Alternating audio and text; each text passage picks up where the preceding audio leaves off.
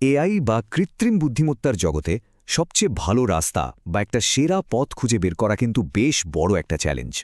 তো আজকে আমরা ঠিক এটাই দেখব যে এআই কিভাবে সার্চ অ্যালগোরিদম ব্যবহার করে এই জটিল সমস্যার একটা সমাধান বের করে। চলুন শুরু করা যাক। আমরা তো সবাই কম বেশি ন্যাভিগেশন অ্যাপ ব্যবহার করি, তাই না? কিন্তু কখনো কি মাথায় এসেছে যে লক্ষ লক্ষ রাস্তার মধ্যে থেকে এই অ্যাপগুলো শুধু একটা ভালো রাস্তাই নয়, বরং একেবারে সেরা রাস্তাটা ঠিক কিভাবে খুঁজে বের করে? এর পেছনের রহস্যটা কি? চলুন আজ সেটাই জানা যাক। আচ্ছা, কোনো পথকে সেরা বলার আগে তো আমাদের একমত হতে হবে যে এই সেরার মানেটা ঠিক কি, তাই না? মানে একটা অ্যালগোরিদম কতটা ভালো সেটা মাপার জন্য তো কিছু নিয়মকানুন থাকা দরকার। চলুন প্রথমে সেই নিয়মগুলোই একটু দেখে নেওয়া যাক। প্রথম নিয়মটা হলো কমপ্লিটনেস। ভাবুন তো, পরীক্ষার প্রস্তুতির মতো। প্রশ্নটা হলো, আমি কি পাশ করার গ্যারান্টি দিতে পারি? মানে যদি কোনো সমাধান আসলেই থেকে থাকে, তাহলে আমাদের অ্যালগোরিদম কি সেটা খুঁজে বের করার গ্যারান্টি দেয়? এটাই হলো কমপ্লিটনেস।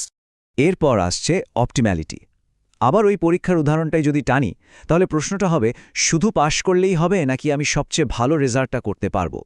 ঠিক তেমনি একটা অ্যালগোরিদম শুধু একটা সমাধান খুঁজে পেলেই হবে না, তাকে খুঁজে বের করতে হবে সবচেয়ে সেরা বা সবচেয়ে কম খরচের সমাধানটা। তৃতীয় যে বিষয় সেটা হলো টাইম কমপ্লেক্সিটি। সোজা কথায়, সমাধানটা খুঁজে পেতে অ্যালগোরিদমটার ঠিক কতটা সময় লাগছে, ওই পরীক্ষার প্রস্তুতির ভাষায় বলতে গেলে আমার পুরো সিলেবাস শেষ করতে কত সময় লাগবে। এখানে আমরা সময়টা মাপি সাধারণত কতগুলো নোড বা পয়েন্ট তাকে চেক করতে হচ্ছে সেটার উপর ভিত্তি করে।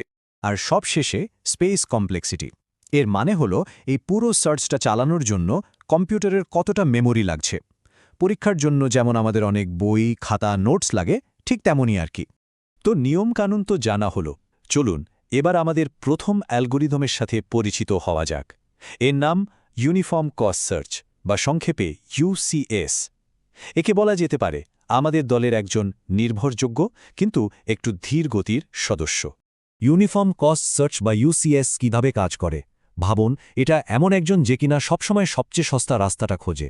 মানে সে কোনো ধরনের আন্দাজ বা অনুমান করে না। তার একটাই নীতি, এখন পর্যন্ত যে পথটার খরচ সবচেয়ে কম হয়েছে আমি সেদিকেই এগোবো। তাহলে এই ইউসিএস-এর সুবিধাটা কি?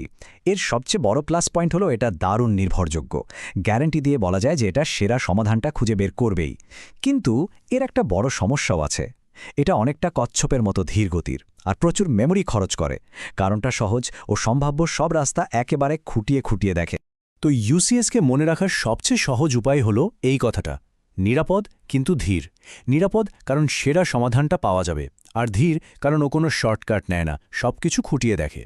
ইউসিএসের এই যে দীর্ঘতির সমস্যা, এটা সমাধান করার জন্য আমাদের দরকার একটা স্মার্ট অনুমান। টেকনিক্যাল ভাষায় একে বলে হিউরিস্টিক। চলুন দেখি এই একটা জিনিস কিভাবে পুরো খেলাটাই একদম বদলে দিতে পারে। হিউরিস্টিক জিনিসটা কি? এটা আসলে একটা এডুকেটেড গেস বা বুদ্ধিদীপ্ত আন্দাজ। ধরুন একটা পাহাড়ে উঠতে হবে। আমরা তো সাধারণত সেই রাস্তাটাই বেছে নিই যেটা উপরের দিকে যাচ্ছে, তাই না? আমরা তো আর সব রাস্তা একটা একটা করে পরীক্ষা করে দেখি না। এই যে একটা স্মার্ট শর্টকাট বা আন্দাজ, এটাই হলো হিউরিস্টিক। আচ্ছা, কিছু অ্যালগোরিদম আছে যেমন গ্রিডি সার্চ, যারা আবার শুধু এই অনুমানের উপরেই ভরসা করে চলে। ফলে কি হয়? এরা খুব দ্রুত কাজ করে ঠিকই, কিন্তু প্রায় ভুল পথে চলে যায় আর সেরা সমাধানটার খুঁজে পায় না। তাহলে উপায়টা কি? একদিকে আছে ধীরগতির ইউসিএস, আর একদিকে দ্রুত কিন্তু ভুল গ্রিডি। মাঝের পথটা কোথায়? আর ঠিক এখানেই এন্ট্রি নিচ্ছে আমাদের গল্পের হিরো এ স্টার অ্যালগোরিদম। এটা কি করে? এটা আগের দুটো পদ্ধতির ভালো দিকগুলো, মানে ইউসিএস-এর নির্ভরযোগ্যতা আর হিউরিস্টিকের গতি, দুটোকে একসাথে মিলিয়ে একটা দুর্দান্ত সমাধান তৈরি করে। এ স্টার অ্যালগোরিদমকে একজন স্মার্ট ভ্রমণকারীর সাথে তুলনা করা যায়। ও শুধু এটা দেখে না যে এখন পর্যন্ত আসতে কত খরচ হয়েছে, যেটাকে আমরা বলছি জি অফ এন। এর সাথে ও এটাও অনুমান করে যে লক্ষ্য পর্যন্ত পৌঁছাতে আর আনুমানিক কত খরচ হতে পারে, যেটা হলো এইচ অফ এন। এই দুটোকে যোগ করে, অর্থাৎ F of N is equal to G of N plus H of N, ও সবচেয়ে সম্ভাবনাময় পথটা বেছে নেয়। তাহলে এক নজরে যদি আমরা দেখি ব্যাপারটা কি দাঁড়ালো। একদিকে গ্রিডি সার্চ, যেটা দ্রুত কিন্তু নির্ভরযোগ্য না। অন্যদিকে ইউসিএস, যেটা নির্ভরযোগ্য কিন্তু খুবই ধীর। আর মাঝখানে আছে এ স্টার, যেটা কিনা দুটো জগতের সেরাটা নিয়ে এসেছে। এটা যেমন কমপ্লিট আর অপটিমাল, মানে সেরা সমাধানের গ্যারান্টি দেয়, তেমনি এটা অনেক বেশি কার্যকর বা এফিশিয়েন্ট।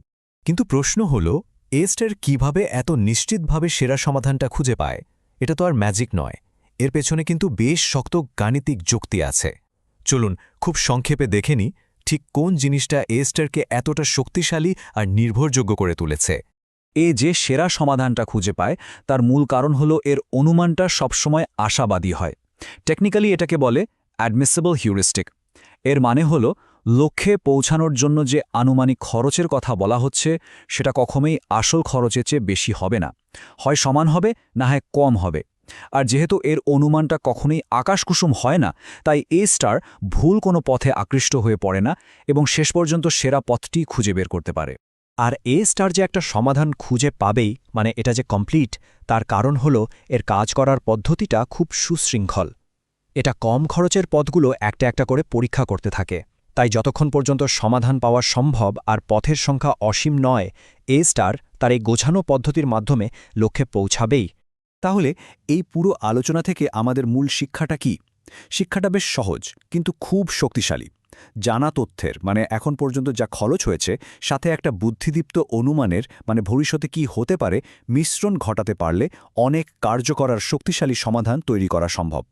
আর এটা কিন্তু শুধু কম্পিউটার সায়েন্সের ক্ষেত্রেই নয়, আমাদের জীবনের অনেক সমস্যার ক্ষেত্রেই সত্যি। শেষ করার আগে একটা প্রশ্ন রেখে যাই সবার জন্য। আমাদের প্রতিদিনের জীবনে এমন আর কোন কোন সমস্যা আছে যেখানে এইরকম একটা স্মার্ট অনুমান ব্যবহার করে আমরা আরও দ্রুত এবং আরও ভালো কোনো সিদ্ধান্তে পৌঁছাতে পারি? ব্যাপারটা কিন্তু ভেবে দেখার মতো, তাই না?